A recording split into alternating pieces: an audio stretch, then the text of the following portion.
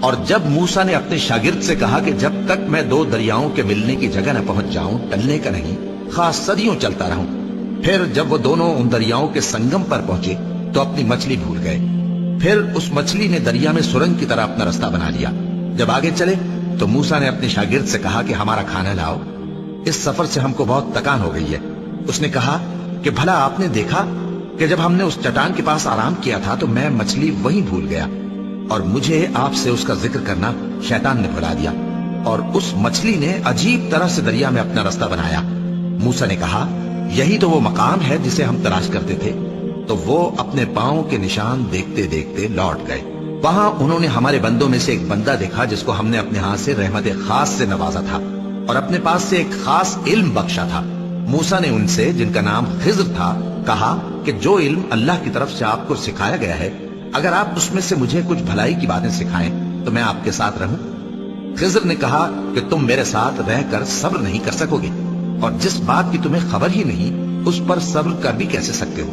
موسیٰ نے کہا اللہ نے چاہا تو آپ مجھے ثابت پائیے گا، اور میں آپ کے ارشاد کے خلاف نہیں کروں گا۔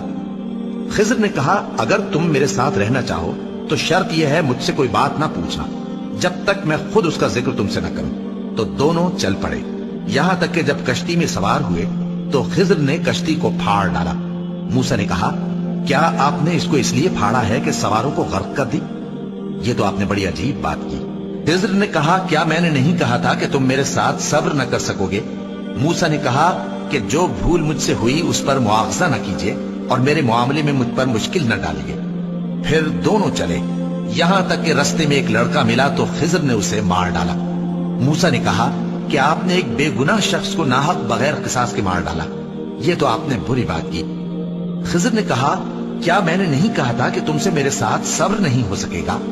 انہوں نے کہا کہ اگر میں اس کے بعد پھر کوئی بات پوچھوں یعنی اعتراض کروں تو مجھے اپنے ساتھ نہ رکھیے گا کہ آپ میری طرف سے عذر کے قبول کرنے میں حد کو پہنچ گئے ہیں۔ پھر دونوں چلے، یہاں تک کہ گاؤں والوں کے پاس پہنچے اور ان سے کھانا طلب کیا۔ انہوں نے ان کی ضیافت کرنے سے انکار کیا۔ پھر انہوں نے وہاں ایک دیوار دیکھی جو گرا چاہتی تھی تو خضر نے اس کو سیدھا کر دیا۔ موسیٰ نے کہا کہ اگر آپ چاہتے تو ان سے اس کا معاوضہ لے لیتے تاکہ کھانے کا کام چلتا۔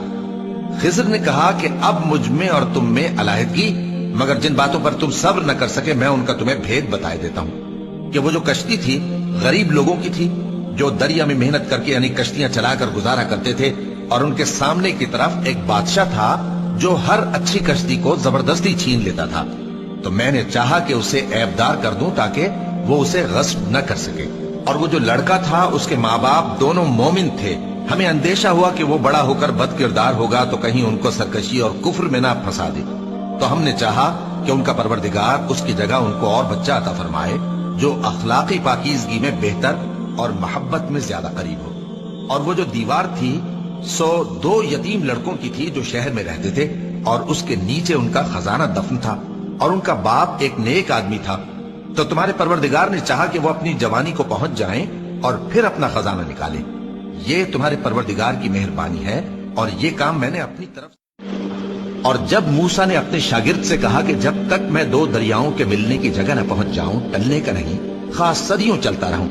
پھر جب وہ دونوں ان دریاؤں کے سنگم پر پہنچے تو اپنی مچھلی بھول گئے۔